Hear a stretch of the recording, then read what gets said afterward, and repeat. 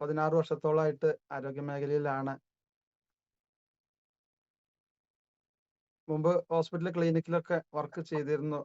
എന്നാൽ പിന്നെ നമ്മളെ മൈ ലൈഫ് സ്റ്റൈൽ ഏറ്റെടുത്ത ശേഷം പിന്നെ ക്ലിനിക്കുകളൊന്നും സ്റ്റാർട്ട് ചെയ്തിട്ടുണ്ടായിരുന്നില്ല, എല്ലാം സ്റ്റോപ്പ് ചെയ്തു.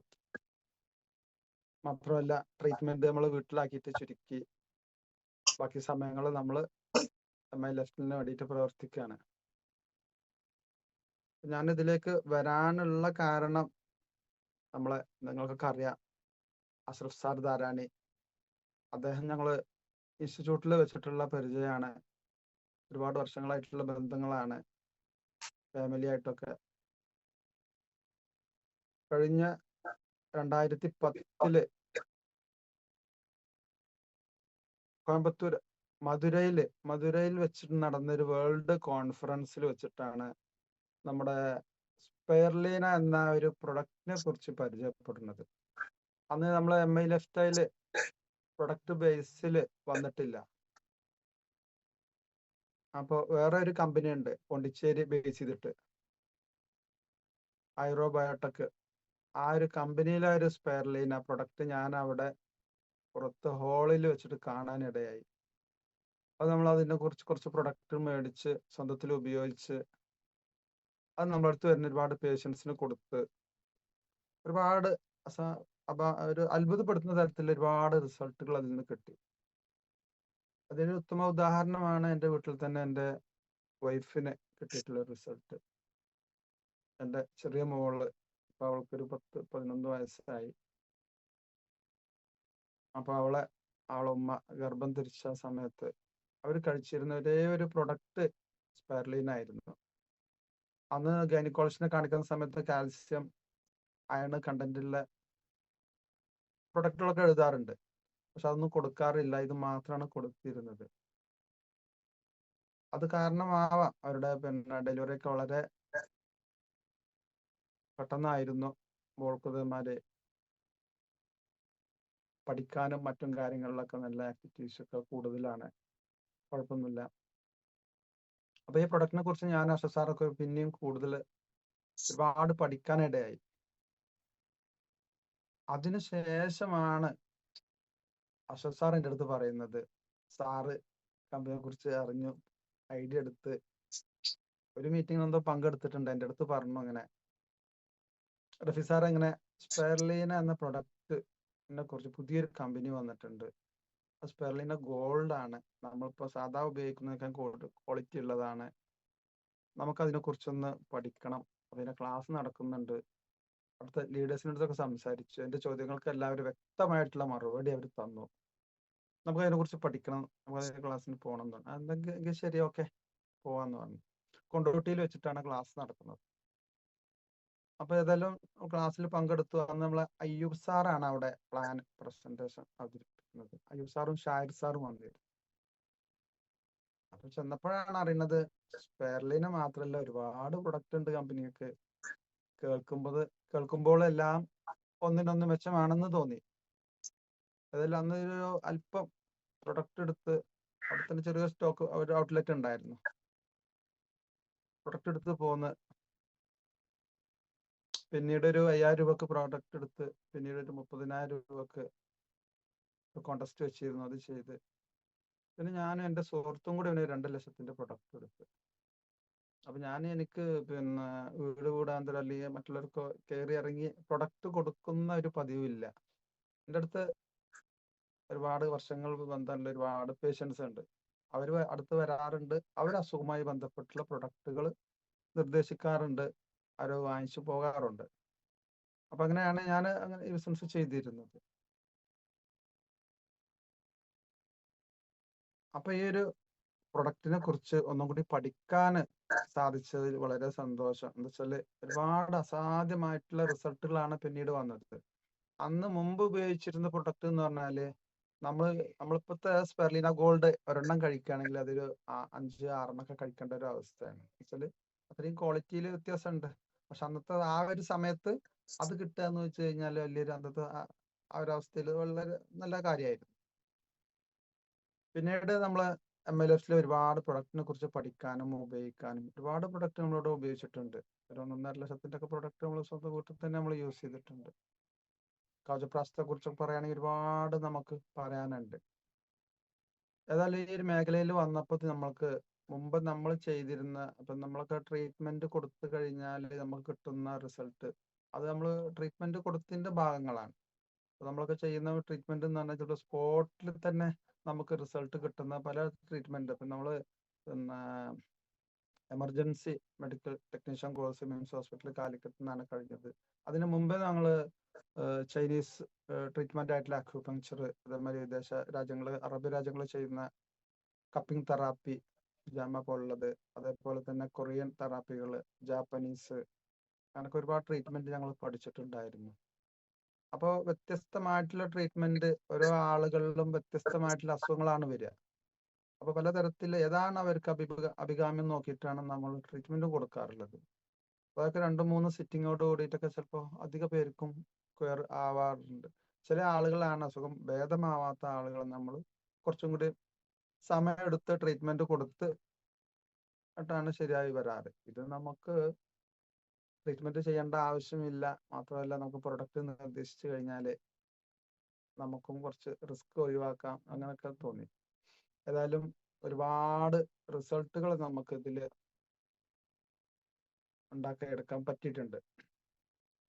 അതുവഴി തന്നെ ഇപ്പം നമുക്ക് നിങ്ങൾക്കൊക്കെ അറിയാം ഒരുപാട് പേർക്ക് അവസരം നമുക്ക് എത്തിച്ചു കൊടുക്കാൻ പറ്റിയിട്ടുണ്ട്.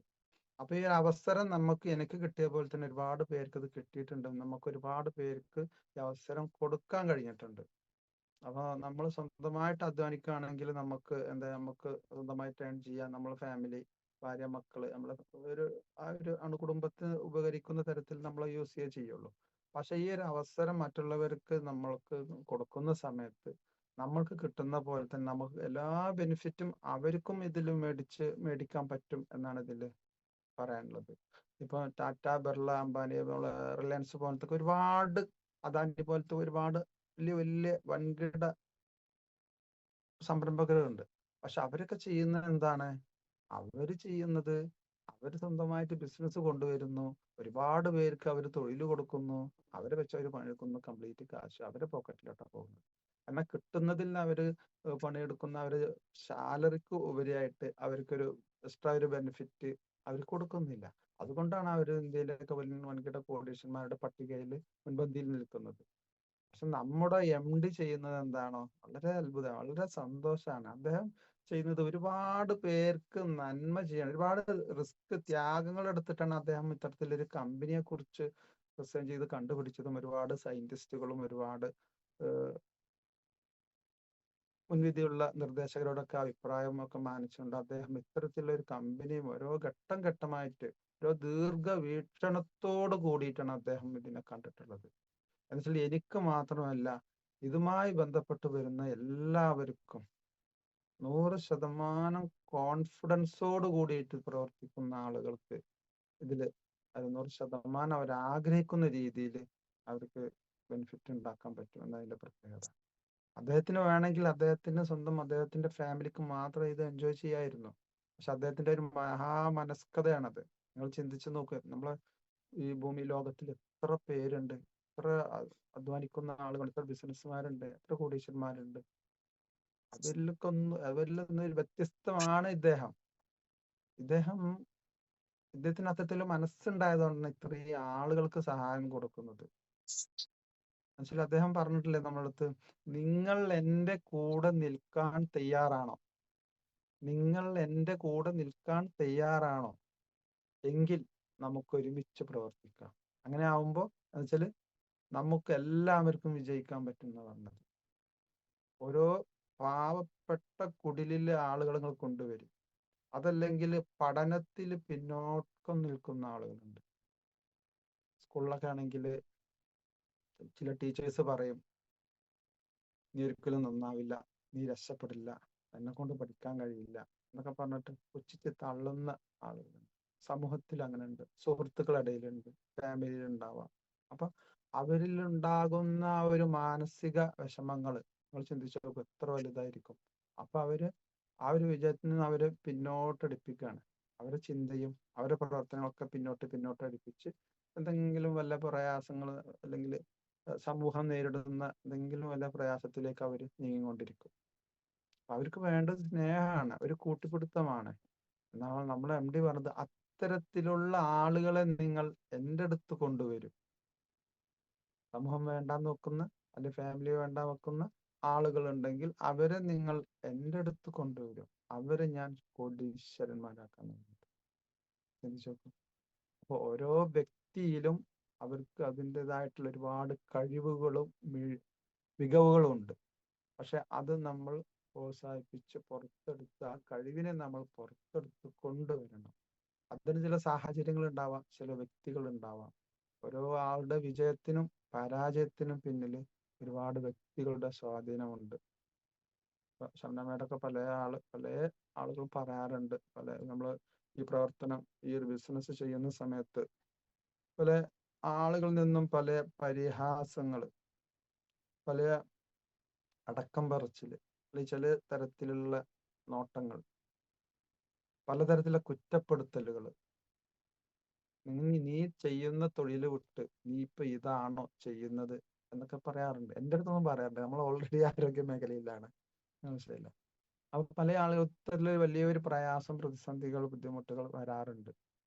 അപ്പൊ അവരൊക്കെ നേരിടുന്ന ഇത്തരത്തിലുള്ള ഒരു ബുദ്ധിമുട്ട്, പ്രയാസങ്ങൾ വലിയൊരു പ്രയാസം തന്നെയാണ്. അത്തരത്തിലുള്ള ആളുകൾക്കൊക്കെ വലിയൊരു ഉത്തമ ഉദാഹരണമാണ് നമ്മളെ ഈ ഒരു പ്ലാറ്റ്ഫോം. ഈ പ്ലാറ്റ്ഫോമിൽ നമ്മൾ വിജയിച്ച് കാണിച്ചു കൊടുക്കണം. അത്തരത്തിലുള്ള ആ ഒരു നെഗറ്റീവുകളെ നമ്മൾ പോസിറ്റീവായി എടുക്കാൻ ആർക്ക് സാധിക്കുന്നുണ്ടോ അവർക്ക് വിജയിക്കാൻ പറ്റും. അതല്ലാണ്ട് ആരെങ്കിലും ഒന്ന് നോക്കി ഒന്ന് അടക്കം പറഞ്ഞു, ഒന്ന് ചിരിച്ചു, കളിയാക്കി, പരിഹസിച്ചു എന്ന് വിചാരിച്ച് അവർക്ക് വേണ്ടിയിട്ട് നമ്മൾ ഈ ഒരു പ്ലാറ്റ്ഫോം 2-3 തലമുറ കൊടുക്കേണ്ട ഈ പ്ലാറ്റ്ഫോം നമ്മൾ നീക്കി വെക്കുക, മാറ്റി വെക്കുക. നിങ്ങൾ ചിന്തിച്ചു നോക്കൂ, നമ്മളെ വിജയിക്കാൻ വന്ന ആളുകളെ അത്തരത്തിലുള്ള ചിന്താഗതിയോടെ നമ്മളെ പരാജയത്തിലേക്ക് കൊണ്ടുപോവുകയാണ്. അതിനെന്താ കാരണം? സമൂഹത്തെ നമ്മൾ കുറ്റപ്പെടുത്താൻ പാടില്ല. അവരുടെ പ്രകൃതം അങ്ങനെയാണ്. അവരെ വായ നമുക്ക് മൂട്ടിക്കെട്ടാൻ പറ്റില്ല. അപ്പൊ നമ്മളാണ് അവിടെ തീരുമാനം എടുക്കേണ്ടത്. എന്റെ ചിന്ത, എന്റെ തീരുമാനമാണ് നമ്മൾ മുന്നോട്ടും പിന്നോട്ടും അടുപ്പിക്കുന്നത്. അന്തിമ തീരുമാനം നമ്മുടേതാണ്. അപ്പൊ നമ്മൾ അവരെ കൂടെ കൂടുകയാണ്. നമ്മൾ അവരെ കൂടെ കൂടുമ്പോ എന്ത് ചെയ്യും? നമ്മൾ അവരെ കൂടെ കൂടുമ്പോ അവരെന്താണ് ആഗ്രഹിക്കുന്നത് അതേപോലെ നമ്മളാവും. നമ്മൾ ആഗ്രഹിക്കുന്ന പോലെയല്ല നമ്മളാവുന്നത്. അപ്പൊ നമ്മൾ ചെയ്യേണ്ടത്, നമ്മൾ അതിൽ ശക്തമായിട്ടുള്ള ഒരു തീരുമാനം നമ്മളിൽ വേണം.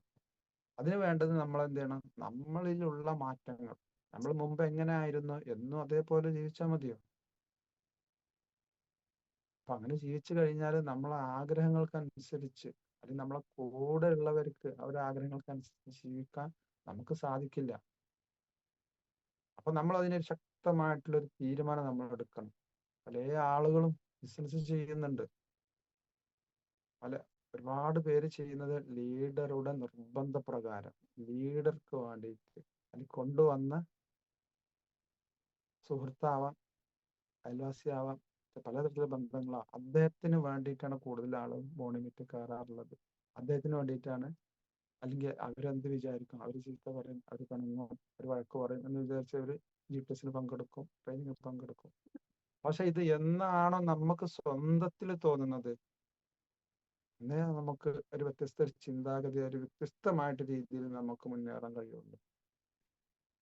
പറഞ്ഞു വരുന്നത്, ഇതിനൊക്കെ തീരുമാനം എടുക്കുന്ന അന്തിമ തീരുമാനം നമ്മൾ എടുക്കണം. മറ്റുള്ളവർക്ക് വേണ്ടി ചെയ്തു കഴിഞ്ഞാൽ അതിനൊരു പരിമിതിയുണ്ട്. എന്നുവെച്ചാല് നമുക്ക് നമ്മൾ ഉദ്ദേശിച്ച രീതിയിൽ നമുക്ക് എത്തിപ്പെടാൻ കഴിയില്ല. നമുക്ക് വെച്ചാല് ഇപ്പൊ ഒരു ക്ലാസ്സിൽ ഇരിക്കുന്ന ഒരു കുട്ടി, അല്ലെങ്കിൽ ഒരു GTS ഇരിക്കുന്ന ഒരു വ്യക്തി, നമ്മൾ ചിന്തിക്കുന്നത് എന്താണോ, നമ്മളെ മനസ്സ് വേറെടുത്താണ്, ശരീരം എവിടെ ഉണ്ട്. എന്തെങ്കിലും കാര്യമുണ്ടോ? മനസ്സ് വേറെടുത്താണ്, ശരീരം ഇവിടെ ഉണ്ട്. അപ്പൊ അങ്ങനെ ആവുമ്പോ എന്താ, നമ്മൾ ചെയ്യുന്ന ആ ഒരു പ്രവൃത്തി പരിപൂർണമായിട്ട് 100% എത്തിക്കാൻ കഴിയില്ല. എന്താണ് നമ്മൾ കേട്ടത് അത് നമുക്ക് പ്രാവർത്തികമാക്കാൻ കഴിയില്ല. അപ്പൊ നമ്മൾ ചെയ്യേണ്ടതെന്ന് വെച്ചാല് നമ്മളെ മൈൻഡിനെ നമ്മൾ ഒന്ന് മാറ്റി, മൈൻഡിനെ മാറ്റിയെങ്കിലേ നമുക്ക് കാര്യങ്ങൾ മുന്നോട്ട് കൊണ്ടുപോകാൻ പറ്റുള്ളൂ. അല്ലെങ്കിൽ നമ്മൾ ഒരു പൊട്ടക്കിണറ്റിൽ ചാടിയ തവളന്റെ അവസ്ഥ എന്താ? തവളയുടെ ലോകം ആ ഒരു കിണറിന്റെ കത്താണ്. തവള ചിന്തിക്കുന്നത് ഇതാണ് എൻ്റെ ലോകം, ഇതിന് പുറത്തൊന്നുമില്ല. പുറത്തൊന്നുമില്ല എന്ന് പറഞ്ഞാൽ അതിനെക്കുറിച്ച് അറിയില്ല, പോയിട്ടില്ല, കണ്ടിട്ടില്ല, കേട്ടിട്ടില്ല. അപ്പോ അതാണ് എൻ്റെ ലോകം എന്ന ധാരണയില് അവൾ അതിനകത്തിരിക്കും.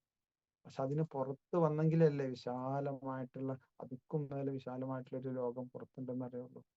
അതേപോലെ നമ്മളെ മൈൻഡിനെ നമ്മളൊന്ന് മാറ്റിയെടുക്കണം. അത് ഓരോ ആളുകളും മൈൻഡ് സെറ്റിങ്ങിൽ മാറ്റം വരുത്താതെ നമുക്ക് ഡയറക്റ്റ് സെല്ലിങ്ങിൽ വിജയിക്കാൻ പറ്റില്ല. നമുക്ക് ചിലപ്പോൾ ചെറിയ കുടിലാവാം, ചെറിയ ജോലിയാവാം, നമ്മൾ കഷ്ടപ്പെട്ട് ജീവിക്കുന്ന അവസ്ഥയാവാം. ഞാൻ ഇങ്ങനെയൊക്കെ ജീവിച്ചു, ഇനി ഇങ്ങനെയൊക്കെ കഴിഞ്ഞാൽ മതി, ഇത്രയും കാലം ഇങ്ങനെയൊക്കെ ജീവിച്ചില്ല, ഇനി ഇങ്ങനെയൊക്കെ കഴിഞ്ഞോളൂ. ആ ഒരു മൈൻഡ് സെറ്റിൽ നിന്ന് മാറിയിട്ട് നമുക്ക് നമ്മളെ കാര്യം മാത്രമല്ല, നമ്മളെ ഡിപ്പെൻഡ് ചെയ്യണ ഒരുപാട് പേരില്ലേ, അച്ഛനമ്മമാരില്ലേ, മക്കളില്ലേ, ഭാര്യ ഭർത്താവില്ലേ, അതേപോലെ നമ്മൾ ആത്മാർത്ഥമായി സ്നേഹിക്കുന്ന സുഹൃത്തുക്കളില്ലേ, അയൽവാസികളില്ലേ, കുടുംബങ്ങളില്ലേ, അവരിലൊക്കെ ഒരുപാട് പട്ടിണി പാരങ്ങൾ, പ്രാരാബ്ദങ്ങൾ, അതേപോലെ തന്നെ ഒരുപാട് പ്രശ്നങ്ങൾ, ബുദ്ധിമുട്ടുകൾ അനുഭവിക്കുന്ന ആളുകളുണ്ട്. അവരൊക്കെ ഒന്ന് ഹെൽപ്പ് ചെയ്യണം എന്നുള്ളൊരു മനോഭാവം നമുക്ക് വേണ്ടേ. ഞാനൊക്കെ സത്യത്തിൽ ആരോഗ്യ മേഖലയിലേക്ക് വരാൻ തന്നെ കാരണം ചെറുപ്പകാലത്തൊക്കെ മറ്റുള്ളവരെ നമ്മൾ ഹെൽപ്പ് ചെയ്യുക, സഹായിക്കുക എന്നൊരു മനോഭാവം എനിക്ക് ചെറുപ്പത്തിലേ ഉണ്ടായിരുന്നു. അതുകൊണ്ടൊന്നും ആവാം നമുക്ക് ഈ ഒരു മേഖലയിലേക്ക് വരാൻ കാരണം. നമുക്കൊക്കെ ഇവിടെ ഇറക്ക് താഴെ തളർന്നിട്ടുള്ള ഒരുപാട് രോഗികളുണ്ട്. ശരിക്കും നമ്മൾ കേരളത്തിൽ തന്നെ ആദ്യമായിട്ട് ആണ് അങ്ങനത്തെ ഒരു സ്ഥാപനം നമ്മൾ പെരിന്തൽമണ്ണയിലാണ് വന്നത്. ഒരുപാട് പ്രഗത്ഭ വ്യക്തിത്വങ്ങളൊക്കെ പറഞ്ഞു കേട്ടിട്ടുണ്ട് ചാരിറ്റി രംഗത്തില്. അവര് 10-11 വർഷങ്ങൾക്ക് മുമ്പ് ഒരു ഫസ്റ്റില് ഒരു 1 ഡേ പ്രോഗ്രാം എന്നുവെച്ചാല് ആക്സിഡന്റ്, ജീവിതം തളർന്ന ആളുകളുണ്ട്, മരത്തിൽ നിന്ന് വീണ ആളുകളുണ്ട്, ചെറുപ്പത്തിലെ ജന്മനാൽ പോളിയൊക്കെ ബാധിച്ചിട്ട് വന്നിട്ടുള്ള ആളുകളുണ്ട്, ഓട്ടോന്യൂറോ ഡിസീസ് MND അസുഖം വന്നിട്ടുള്ള ആളുകളുണ്ട്, ഓട്ടിസം ബാധിച്ച ആളുകളുണ്ട്, സെർബൽ പാൾസി, കയ്യും കാലൊക്കെ കെട്ടിപ്പിണഞ്ഞിട്ട് എല്ലും തോലൊക്കെ ആയിട്ട് നിങ്ങൾ കണ്ടിട്ടുണ്ടാവും. ജന്മനാലുള്ള അസുഖങ്ങളാണ് സെർബൽ പാൾസി. അപ്പൊ ബ്രെയിനിന്റെ പ്രവർത്തനത്തിൽ നിന്ന് വരുന്ന ഒരു വ്യതിയാനങ്ങളാണ്. ചില ആളുകൾ ഹൈ ഡോസ് മെഡിസിൻ കഴിച്ചു കഴിഞ്ഞാൽ പല അവസ്ഥയിലൊക്കെ വരുന്നതാണത്. അപ്പൊ അത്തരത്തിലൊക്കെ ഒരുപാട് ആളുകളുണ്ട്. ഇന്നും സ്വന്തം എണീറ്റിരിക്കാൻ കഴിയാത്ത ഒരുപാട് ആളുകളുണ്ട്. എണീറ്റ് നടക്കാൻ ഒരിക്കലും കഴിയില്ല, എണീറ്റിരിക്കാൻ കഴിയാത്ത ആളുകളുണ്ട്. ഒരു ഒരു പലകയുടെ കഷ്ണത്തിലൊക്കെ കിടത്തിയിട്ടാണ് അവരെ കൊണ്ടുപോവാറ്. ക്യാമ്പിലേക്ക് കൊണ്ടുവരുന്നതും തിരിച്ച് വാഹനത്തിലേക്ക് കൊണ്ടുപോകും. ഒരാൾ സുഖമായിട്ട് എടുത്തു കൊണ്ടുപോകും. 10-30-35 വയസ്സിലെ ആളുകളാണ് അത്. പല ആളുകളുണ്ട്. അപ്പൊ അത്തരത്തിലുള്ള ആളുകൾ സാധാരണ ചെറിയ എന്താ പറയുക, 4 കെട്ട് ചുമരിനകത്ത് ഒതുങ്ങിയൊരു ജീവിതം. അവർക്ക് വേറെ ആളുകളില്ല, വേറെ ഒരുപാട് സ്വപ്നങ്ങളില്ല, ഒന്നുമില്ല. അങ്ങനെ ഒരു ജീവിതം. അപ്പൊ അത്തരത്തിലുള്ള ആളുകളൊക്കെ പുറം ലോകത്തേക്ക് കൊണ്ടുവന്ന് ഇവരിലും കൂടുതൽ ഒരുപാട് പ്രയാസങ്ങൾ അനുഭവിക്കുന്ന ഒരുപാട് ആളുകളുണ്ട്, സുഹൃത്തുക്കളുണ്ടെന്ന് അവർക്ക് മനസ്സിലായി. അവർ തമ്മിൽ സംവാദങ്ങൾ നടന്ന അടുത്ത് സംസാരിക്കാൻ അവർക്ക് വേദിയായി. അപ്പോൾ ഇവരുടെയൊക്കെ കൂട്ടുകാരാരെന്നറിയുന്ന നിങ്ങൾക്ക് കോഴികൾ, ആടുകൾ, പൂച്ചകൾ, ഇതൊക്കെയാണ് അവരുടെ കൂട്ടുകാര്. അവർക്കൊരു പേരിട്ടിട്ടുണ്ടാവും. അല്ലാതെ വേറെ ആളില്ല. എന്ന് വെച്ചാൽ വല്ലപ്പോഴൊക്കെ ആരെങ്കിലൊക്കെ വന്ന് നോക്കും. വീട്ടുകാർക്ക് തന്നെ കുറച്ച് കഴിഞ്ഞാൽ അവർക്ക് ഭാരമാണ്. എന്നുവെച്ചാൽ അങ്ങനെ ഒരു കിടപ്പ് കിടക്കല്ലേ. അപ്പോൾ അങ്ങനെയൊക്കെ ഒരുപാട് പ്രയാസങ്ങൾ, പ്രതിസന്ധികൾ നടക്കുന്ന നമ്മുടെ സമൂഹത്തിൽ ഒരുപാട് പേരുണ്ട്. അപ്പൊ അവരെ നമ്മൾ കൂട്ടിച്ചേർത്ത് കൊണ്ടുവരിക. 2ാമത്തെ വർഷം ഒരു 10 ദിവസം ആക്കിയത്, 10 ദിവസം ദശദിന ക്യാമ്പാക്കി മാറ്റി. ഫസ്റ്റിൽ 1-2 ദിവസം തുടങ്ങി. 2ാമത്തെ വർഷം 10 ദിവസം ദശദിന 10 ദിവസം ഇവര് രാവിലെ വന്നു കഴിഞ്ഞാൽ പിന്നെ 10-10ാം ദിവസമാണ് അവര് വൈകിട്ടാണ് വീട്ടിലോട്ട് മടങ്ങുന്നത്. മടങ്ങാൻ അവരെന്ത് ആഗ്രഹിക്കുന്നില്ല. കരഞ്ഞുകൊണ്ട് പറഞ്ഞു, ഞങ്ങൾ പോകുന്നില്ല സാറേ വീട്ടിലേക്ക്. സംസാരിക്കാൻ കഴിയുന്ന ആളുകളുണ്ട്, എണീറ്റിരിക്കാൻ കഴിയുന്ന ആളുകളുണ്ട്, വീൽ ചെയറിലാണ് അധിക പേരും. അപ്പൊ അവർക്ക് വേണ്ട ആക്ടിവിറ്റീസ് ഒക്കെ അവിടെ കൊടുക്കുന്നുണ്ട്. രാവിലെ അവരൊക്കെ അവരുടെ ബാത്റൂമിൽ കൊണ്ടുപോയി അവരുടെ കാര്യങ്ങൾ കഴിഞ്ഞ് കുളിപ്പിച്ച് ബെഡിലേക്ക് കൊടുന്ന് കിടത്തുന്നു. അവർക്ക് ബ്രേക്ക്ഫാസ്റ്റ് കൊടുക്കുന്നു. അത് കഴിഞ്ഞിട്ട് മെഡിക്കൽ ക്യാമ്പ്, പലതരത്തിൽ നമ്മൾ അലോപ്പതി ഡോക്ടേഴ്സ് വരുന്നുണ്ട്, നഴ്സ് അവരുടെ സംവിധാനം ഉണ്ട്. അതേപോലെ തന്നെ അലോപ്പതി ഉണ്ട്, ഹോമിയോ ഉണ്ട്, ആയുർവേദം, ഇതൊക്കെ അവിടെ ഡോക്ടേഴ്സ് വരുന്നുണ്ട്. അപ്പൊ അവർക്ക് ആ മെഡിക്കൽ ക്യാമ്പിൽ ഫസ്റ്റില് ഒരു 10 മണിയോട് കൂടിയിട്ട് ബ്രേക്ക്ഫാസ്റ്റ് കഴിഞ്ഞ് കഴിഞ്ഞാൽ മെഡിക്കൽ ക്യാമ്പ് ആരംഭിക്കുകയാണ്. അപ്പൊ അവർക്ക് വേണ്ട ട്രീറ്റ്മെന്റും കാര്യങ്ങളും മെഡിസിനും എല്ലാം ഫ്രീ ആണ്. അത് കഴിഞ്ഞാൽ പിന്നെ അവർക്ക് ഒരു ഉച്ചയുടെ മുമ്പായിട്ട് അവർക്ക് ആക്ടിവിറ്റീസ് എന്ന് വെച്ചാൽ കഴിയുന്ന ആളുകൾക്ക് ഒരു സ്വയം തൊഴിൽ എന്ന രൂപത്തിൽ ബാഗ് നിർമ്മാണം, സോപ്പ് നിർമ്മാണം, കുടം നിർമ്മാണം, പേന നിർമ്മാണം, അങ്ങനെ ഒരുപാട് ബൾബ് നിർമ്മാണം, അങ്ങനെ ഒരുപാട് ആക്ടിവിറ്റീസ് അവർ പഠിപ്പിച്ചു കൊടുക്കുന്നു. ഉച്ച ബ്രേക്ക്ഫാസ്റ്റിന് ലഞ്ചിന് ശേഷം നല്ലൊരു അടിപൊളി ഫുഡുകൾ, ചില കമ്പനികൾ പല ആളുകളും സ്പോൺസർ ചെയ്യുന്നതാണ്. അത് കഴിഞ്ഞതിന് ശേഷം പിന്നെ ചിലപ്പോൾ ഒരു ഒരു മണിക്കൂർ റെസ്റ്റ്. പിന്നീട് അവർക്ക് ഇതുപോലത്തെ മോട്ടിവേഷൻ ക്ലാസ്സുകൾ വല്ലതും കൊടുക്കാറുണ്ട്.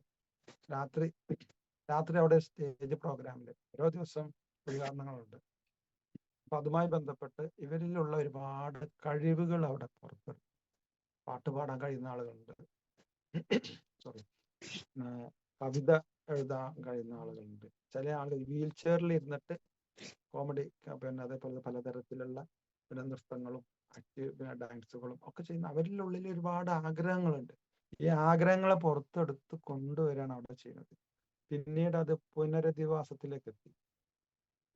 അന്ന് ഒരു വലിയൊരു പ്രോഗ്രാം നടത്തിയൊരു ദിവസം വെച്ചിട്ട് എൻ്റെ അനിയനൊരു കരാട്ട മാസ്റ്ററാണ്, മാർഷൽ ആർട്സ് ഒരു സെന്റർ നടത്തുന്ന പുള്ളിയാണ്. പുള്ളി ഒരു 4-5 വേൾഡ് റെക്കോർഡ്, ലിംക അവാർഡുകൾ, ഗിന്നസ് വേൾഡ് റെക്കോർഡൊക്കെ എടുത്തിട്ടുണ്ട്. അപ്പൊ ആ ഒരു ഇവരുടെ ഒരു പുനരധിവാസത്തിന് വേണ്ടിയിട്ടാണ് അങ്ങനെ ഒരു പ്രോഗ്രാം നടത്തിയത്. നെറ്റിലേക്ക് അടിച്ചാൽ കിട്ടും, വിന്നർ ഷെരീഫ് എന്ന് അടിച്ചു കഴിഞ്ഞാൽ പുള്ളിയുടെ ഓരോ പ്രോഗ്രാമൊക്കെ അറിയാൻ പറ്റും. വളരെ അത്ഭുതപ്പെടുത്തുന്ന സാഹസികമായിട്ടുള്ള പ്രകടനങ്ങളാണ് അദ്ദേഹം വെക്കാറ്. ഒരുപാട് ആയിരക്കണക്കിന് ശിഷ്യന്മാരെ അദ്ദേഹത്തിനുണ്ട്. പക്ഷെ അതിൽ നിന്ന് കിട്ടുന്ന ഫണ്ടുകളും അതേപോലെ പെരിന്തൽമണ്ണ മുനിസിപ്പാലിറ്റി അതേമാതിരി പലതരത്തിലുള്ള സംഘടനകളൊക്കെ കേന്ദ്രീകരിച്ചിട്ടുള്ള കാശ് കൊണ്ട് ഇവർക്കൊരു പുനരധിവാസം കൊടുത്ത് ഇപ്പൊ ഒരു 4 കോടിയുടെ ഒരു സ്ഥാപനത്തിൽ നിന്ന് അവിടെ ഒരുപാട് പേര് ഫിസിയോതെറാപ്പി മറ്റുമായിട്ട് സ്ഥിരമായിട്ട് താമസമുണ്ട്. അവര് മക്കളുണ്ടെങ്കിൽ മക്കൾക്ക് വിദ്യാഭ്യാസം, സ്കൂൾ സൗകര്യങ്ങൾ എല്ലാം സൗജന്യമായിട്ട് കൊടുക്കുന്നുണ്ട്. അപ്പൊ ഇത്തരത്തിലെല്ലാം പറഞ്ഞു വരുന്നത് ഇത്തരത്തിലുള്ള ഒരുപാട് പേര് നമുക്കിടയിലുണ്ട്.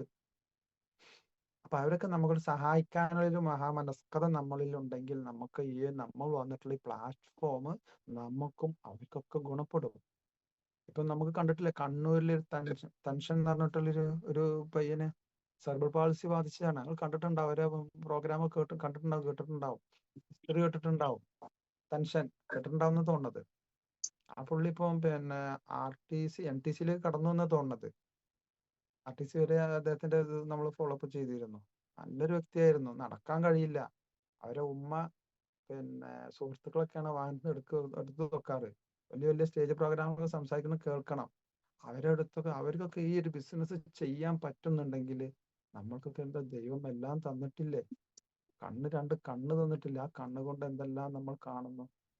മനോഹരമായതും വേണ്ടാത്തതൊക്കെ നമ്മൾ കാണുന്നില്ലേ? നല്ല ബ്രെയിന് തന്നിട്ട് ചിന്തിക്കുന്നുണ്ട്. ചിന്തിക്കാൻ നല്ല ബ്രെയിന് തന്നിട്ടുണ്ട്. അതേപോലെ 2 നല്ല കൈകാലുകൾ അധ്വാനിക്കാൻ അല്ലെ? ഇതൊന്നും ഇല്ലാത്ത ആളുകളാണ്. പിന്നെ അവർക്ക് ഇപ്പൊ ഡോക്ടർ പിന്നെ പറഞ്ഞത് 90-99% ഹാൻഡിക്യാപ്ഡ് ആണ് അദ്ദേഹം. എന്നിട്ട് അദ്ദേഹം എന്തുകൊണ്ട് സംസാരിക്കാൻ നല്ല പവറുള്ള മനുഷ്യനാണ് അദ്ദേഹം. ചിന്തിക്കാൻ കഴിവുണ്ട്. അത് മാത്രം വെച്ചിട്ടാണ് അദ്ദേഹം ബിസിനസ് നടത്തുന്നത്. അപ്പൊ അവരുടെ മുന്നിലൊക്കെ നമ്മൾ ആരാ? ഒന്നുമല്ല. നമ്മൾ ചിന്തിച്ചാൽ മതി. നമ്മൾ ഒരിക്കലും നമ്മൾ ലീഡേഴ്സിന് വേണ്ടിയിട്ടോ അല്ലെങ്കിൽ മറ്റുള്ളവർക്ക് വേണ്ടിയിട്ടോ നമ്മൾ എന്ത് ചെയ്യരുത്? പണിയെടുക്കരുത്. നമ്മൾ സ്വന്തത്തിൽ നമ്മൾ ചിന്തിക്കുക. എനിക്ക് വേണ്ടി, എൻ്റെ മക്കൾക്ക് വേണ്ടി, എൻ്റെ അച്ഛനമ്മമാർക്ക് വേണ്ടി, ഭാര്യ ഭർത്താവിന് വേണ്ടി, മറ്റുള്ളവർക്ക് വേണ്ടി നമ്മൾ ഈ ജീവിതം ഹോമിക്കണം. നമ്മൾ ഇവിടുന്ന് ഈ നാട് വിട്ട് അല്ലെങ്കിൽ ഈ ഭൂമി വിട്ട് നമ്മൾ ഇവിടുന്ന് പോകുമ്പോൾ, നമ്മൾ ആത്മാവ് പോയി മഴയുമ്പോൾ മറ്റുള്ളവർ നമ്മളെ കുറിച്ച് പറയണം. ഇങ്ങനൊരു വ്യക്തി ഇവിടെ ഉണ്ടായിരുന്നു, ഞങ്ങൾക്ക് കുടുംബത്തിലുണ്ടായിരുന്നു, ഇന്ന ആളുണ്ടായിരുന്നു, ഇന്ന നാട്ടിലുണ്ടായിരുന്നു, ഇന്ന പാലേരിയിൽ ഉണ്ടായിരുന്നു എന്ന ആള് പറയണം. ആ ഒരു വ്യക്തിയിലൂടെ ആ സ്ഥലം അറിയപ്പെടണം. അവരിലൂടെ ഒരുപാട് പേര് നല്ല നല്ല പ്രയാസങ്ങൾ, ബുദ്ധിമുട്ടില്ലാതെ നല്ല ലക്ഷറി ജീവിതം നയിക്കുന്ന ആളുകളാകുമ്പോൾ ഓരോ വീക്കിലും അവരെ അക്കൗണ്ടിലേക്ക് വരുമാനം വരുമ്പോൾ അതിന് കാരണക്കാരായിരിക്കുന്ന ആളായിരുന്നു അദ്ദേഹം എന്ന് അവർ പറയണം. അവരെന്നും അവർ ഓർമ്മിക്കണം. അപ്പൊ നമ്മൾ ചിന്തിച്ചു നോക്കൂ, നമുക്ക് ഇതിൽ കിട്ടുന്ന ഈ ഒരു ബെനിഫിറ്റ്, ഈ ഒരു പേര്, പെരുമ, അതേമാതിരി സഹായിക്കാനുള്ള ഒരു മനസ്കഥ, ഇതൊക്കെ കിട്ടുന്നത് ഈ ഒരു പ്ലാറ്റ്ഫോമിൽ. നമ്മൾ എന്ത് റിസ്ക് എടുക്കുന്നതില്? നമുക്ക് ഓരോ പ്രൊഡക്റ്റുകൾ കമ്പനി ശരിക്കും ഒരു പ്രൊഡക്റ്റ് നിർമ്മിക്കണമെങ്കിൽ അതിൻ്റെതായിട്ടുള്ള ഒരുപാട് നിയമവശങ്ങളുണ്ട്. അതിന്റെ പാറ്റന്റ് ഒക്കെ കിട്ടണമെങ്കിൽ ഒരുപാട് റിസ്ക് എടുക്കണം. അതുകൊണ്ടാണ് ആയുഷ് പ്രീമിയം സർട്ടിഫിക്കറ്റിന് വേണ്ടിയിട്ട് ഒരുപാട് കമ്പനികളൊക്കെ ഇവിടെ ഉണ്ട്. അവരെന്തുകൊണ്ടാണ് അതിന് മുന്നോട്ടിറങ്ങാത്തത്? നമ്മളടുത്താണ് കോട്ടക്കൽ ആയുർവേദ പ്രൊഡക്റ്റുകൾ, അല്ലെങ്കിൽ കൊട്ടക്കൽ ആര്യശാല ഒക്കെ പറഞ്ഞ ആയുർവേദത്തിൽ പേര് കേട്ടിട്ടുള്ള നമ്മളെ മൈൻഡിൽ പെട്ടെന്ന് വരുന്നതാണ്. അവിടെ ഒരിട്ടൊരു പ്രൊഡക്റ്റിന് പോലും എന്തില്ല, ആയുഷ് പ്രീമിയം സർട്ടിഫിക്കറ്റ് കിട്ടിയില്ല. അതിന്റെ സ്ഥാനത്താണ് നമുക്ക് 10, 20, 23 പരം ആയുഷ് പ്രീമിയം സർട്ടിഫിക്കറ്റുള്ള പ്രൊഡക്റ്റുകൾ നമ്മളെ കൈകളിൽ എത്തുന്നു. ഇതൊന്നും നമ്മൾ റിസ്ക് എടുത്ത് നമ്മൾ ഉണ്ടാക്കുന്ന, മാനുഫാക്ചർ ചെയ്യുന്നതല്ല, നമ്മൾ സ്റ്റാഫുകളെ വെച്ചിട്ട് അല്ലെങ്കിൽ സയന്റിസ്റ്റ്മാരെ വെച്ചിട്ട് ഇതൊന്നും റിസർച്ച് ചെയ്ത് ഉണ്ടാക്കുന്നതല്ലല്ലോ. അപ്പൊ നമുക്ക് ഇത്രയും സുലഭമായിട്ട് നമ്മൾ ആഗ്രഹിച്ച രീതിയിൽ നല്ല നല്ല ക്വാളിറ്റിയിലെ പ്രൊഡക്റ്റ് നമ്മുടെ കൈകളിൽ എത്തുന്നു, അതും ഹോൾസെയിൽ വിലക്ക്, അല്ലെ? എന്നിട്ട് നമുക്ക് അതൊന്ന് മറ്റുള്ളവരോട് പറയാനോ അതൊന്ന് റെക്കമെൻഡ് ചെയ്യാനോ നമുക്ക് സാധിക്കും. നമുക്ക് മടിയാണ്, പേടിയാണ്, അവരെന്ത് വിചാരിക്കും, അല്ലെ? നമ്മൾ കുറെ പിന്നോട്ട് പോയിക്കൊണ്ടിരിക്കുകയാണ്. പിന്നെ ആളോട് പറഞ്ഞ ഈ ബിസിനസ് പറഞ്ഞ അവരെന്ത് വിചാരിക്കും എന്നെ കുറിച്ച്. അങ്ങനത്തെ ഒരു തെറ്റായിട്ടുള്ള ഒരു മുൻധാരണയാണ് നമ്മളെ വളരെ അധിക പേരെയും പിന്നോട്ടെടുപ്പിക്കുന്നത്. എന്തുകൊണ്ടാണ് നമുക്ക് വലിയ വലിയ ലെജൻഡ് ആയിട്ടുള്ള ലീഡേഴ്സ് ഉണ്ട്. ഇപ്പൊ നെക്സസ് പ്രോഗ്രാമിൽ പങ്കെടുത്ത ഒരുപാട് പേരുണ്ട് ഇതിനകത്ത്, അല്ലെ? അവിടെ കണ്ടിട്ടുള്ളവർ ഒരുപാട് കമ്പനിയുടെ ലീഡേഴ്സ്, കമ്പനിയുടെ MD മുതലുള്ള ഓരോ കാറ്റഗറിയിലെ ആളുകൾ അവിടെ പങ്കെടുത്തിട്ടുണ്ട്, അല്ലെ? നമ്മളെ കമ്പനി വന്നിട്ട് കുറഞ്ഞ വർഷങ്ങൾ, 10-12 വർഷം ആകുന്നേ ഉള്ളൂ. ഓഗസ്റ്റ് 14 12 വർഷം. അപ്പൊ ആ ഒരു തുടക്കത്തിൽ പോലും അവിടുന്ന് വന്നില്ല MD മുതലുള്ള ഒരുപാട് പേര് നമുക്ക് അവിടെ സ്റ്റേജിൽ നമുക്ക് കാണാൻ പറ്റി. അതിന് നമ്മളെ വലിയൊരു ഭാഗ്യമാണ്. എന്നിട്ട് പോലും വിശ്വസിക്കാത്ത അല്ലെങ്കിൽ വിശ്വാസം വരാത്ത ആളുകളും ഉണ്ടാവാം. അതിൽ പോലും നെഗറ്റീവ് കണ്ടെത്തുന്ന ആളുകൾ ഉണ്ടാവാം. അവരും എന്നും നെഗറ്റീവ് സംസാരിക്കും. അവരുടെ ആഗ്രഹം, അവര് എല്ലാ സംസാരത്തിലും പ്രവൃത്തിയിലും നെഗറ്റീവായിരിക്കും.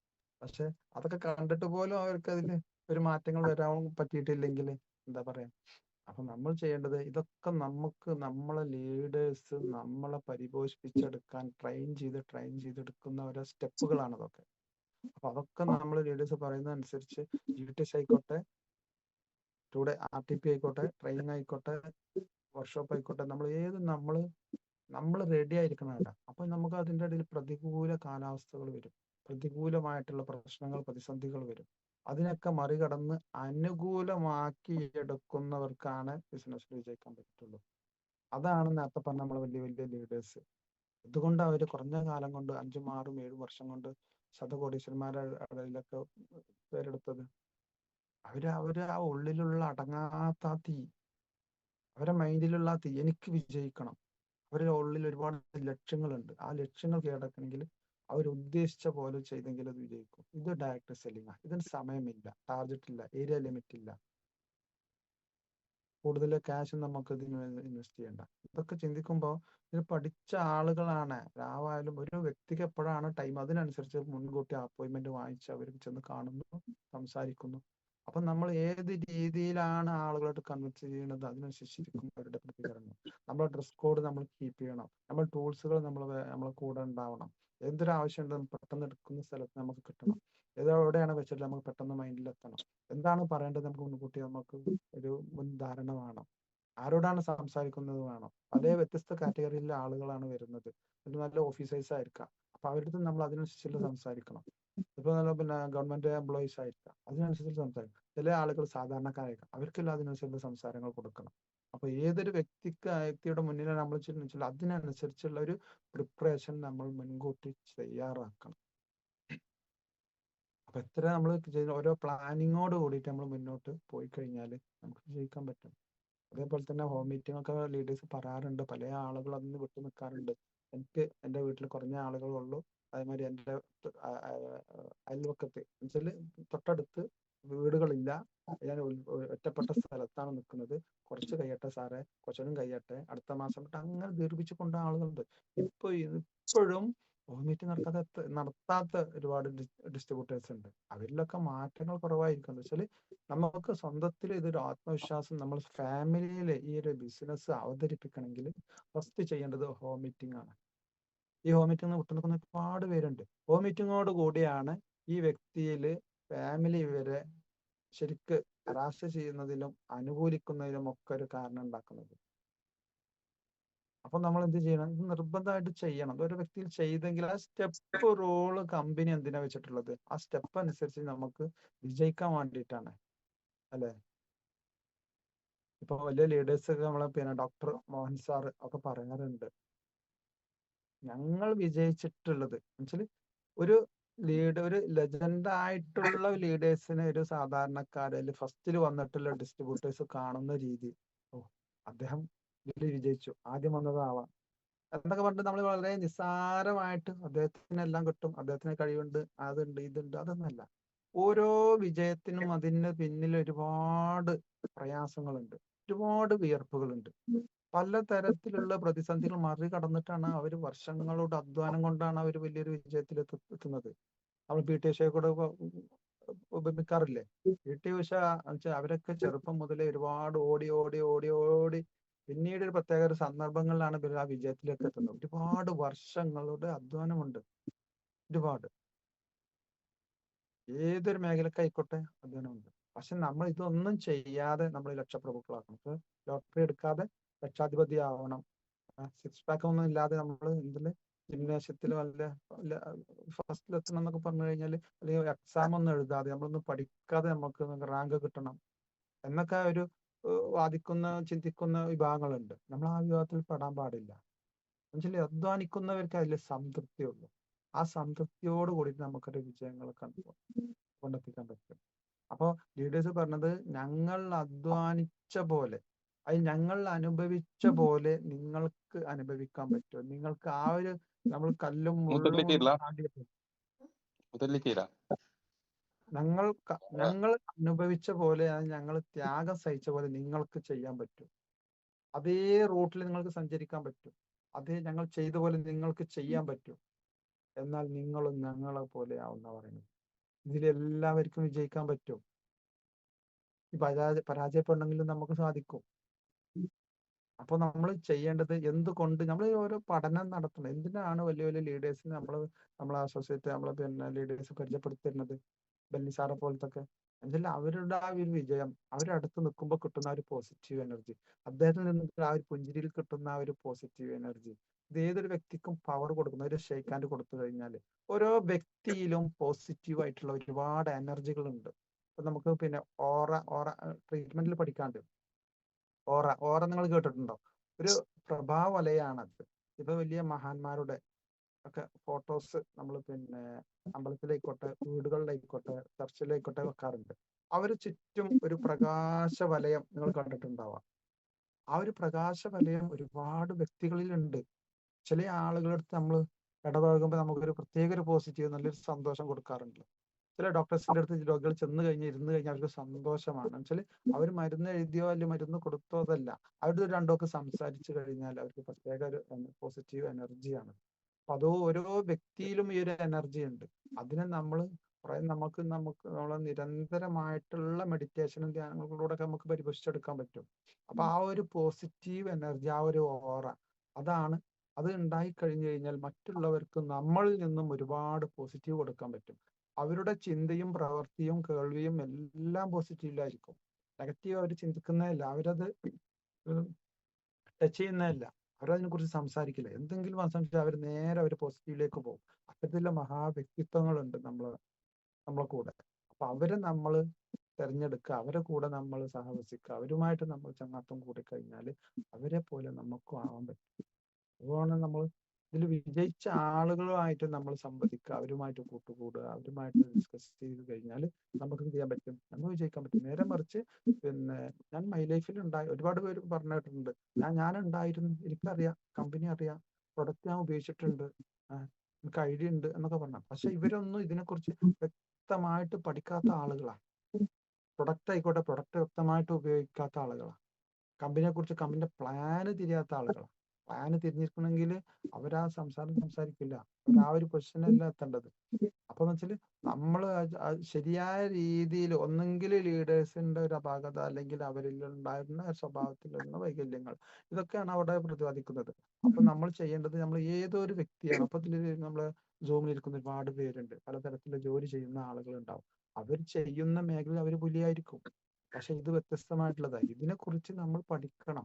ആ പഠിക്കാനുള്ള ഒരു മാനസികാവസ്ഥ നമ്മൾ എന്താണ് കൊണ്ടെത്തുന്നത്. അതല്ലാതെ വന്നു കഴിഞ്ഞാൽ ഉടനെ തന്നെ നമ്മൾ സീലിംഗ് അടിക്കാനൊന്നും പറ്റില്ല. ഇതിന് ഒരുപാട് സ്റ്റെപ്പുകളുണ്ട്, ഒരുപാട് ത്യാഗങ്ങളുണ്ട്, ഒരുപാട് ഒരു സ്റ്റെപ്പ് റൂളുകളുണ്ട്.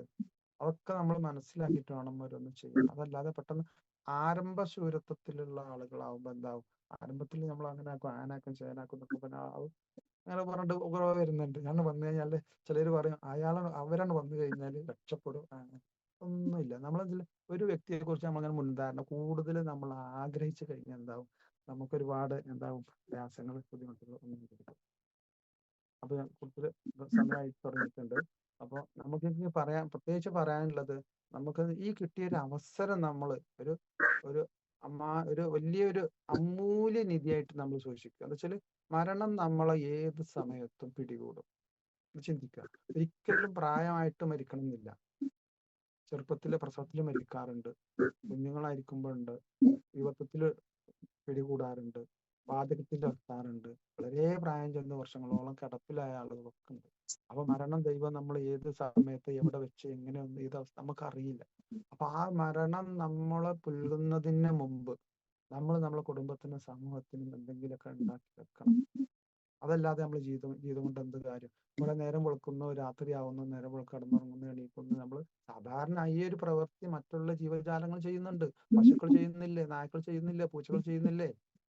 അവർക്കുണ്ട് രണ്ട് കണ്ണുകൾ, കാലുകൾ അവർക്കും ഉണ്ട്. അപ്പൊ അതേപോലെ നമ്മൾ ദൈവം തന്നിട്ടുള്ള ആ ഒരു ബ്രെയിന് നല്ല രീതിയിൽ നമുക്ക് ചൂസ് ചെയ്യാൻ പറ്റിയിട്ടില്ലെങ്കിൽ, അത് അതിൻ്റെതായ രീതിയിൽ നമുക്ക് ഉപയോഗിക്കാൻ പറ്റിയിട്ടില്ല, ഈ ജീവിതം വെറും വ്യർത്ഥമായിട്ട് പോകും. ഒരു കാര്യം ഉണ്ടാവില്ല. അപ്പൊ ഇതിൽ എന്തൊക്കെയുള്ള കാര്യം ഉണ്ടാകണമെങ്കിൽ ദൈവപ്രീതിയൊക്കെ വേണം. അതേപോലെ തന്നെ നമ്മുടെ കുടുംബത്തിലെ സുഹൃത്തുക്കൾക്ക് നമുക്ക് നല്ലൊരു വ്യക്തിത്വം ഉണ്ടാക്കിയെടുക്കണം. അതിന് നമ്മൾ എന്ത് ചെയ്യാം? മറ്റുള്ളവരെ സ്നേഹിക്കാനുള്ള ഒരു മനസ്ഥിതി നമ്മൾ ഉണ്ടാക്കിയെടുക്കണം. മറ്റുള്ളവരെന്ത് തെറ്റ് ചെയ്ത് നമ്മൾ ക്ഷമിക്കാനുള്ളൊരു ഇത് നമുക്ക് ആദ്യം നമ്മൾ സ്വന്തത്തെ സ്നേഹിക്കുക, മറ്റുള്ളവരെ നമ്മൾ സ്നേഹിക്കാൻ തയ്യാറാവണം. നമ്മൾ സ്വന്തത്തോട് സ്നേഹം വേണം, മറ്റുള്ളവരുടെ അതേപോലെ തന്നെ മറ്റുള്ളവരെ സ്നേഹിക്കാനുള്ള ഒരു മനസ്ഥിതി നമുക്ക് വേണം. അതേപോലെ പല പ്രശ്നങ്ങൾ, പ്രയാസങ്ങൾ നമ്മളിൽ ഉണ്ടാവും, അതിന് ക്ഷമിക്കാൻ നമുക്ക് തയ്യാറാവണം. അതേപോലെ മറ്റുള്ളവരിലും ഒരുപാട് നമുക്ക് ചിലപ്പോൾ അംഗീകരിക്കാൻ പറ്റാത്ത സംസാരങ്ങൾ പുറത്തൊക്കെ വന്നിട്ടുണ്ടാവാം. നമ്മൾ എന്നും ആ ഒരു കാഴ്ചപ്പാടോടുകൂടി നമ്മൾ ആ വ്യക്തിയെ കാണാൻ പാടില്ല. നമുക്ക് ക്ഷമിക്കാനുള്ള ഒരു മനസ്ഥിതി നമുക്ക് വേണം.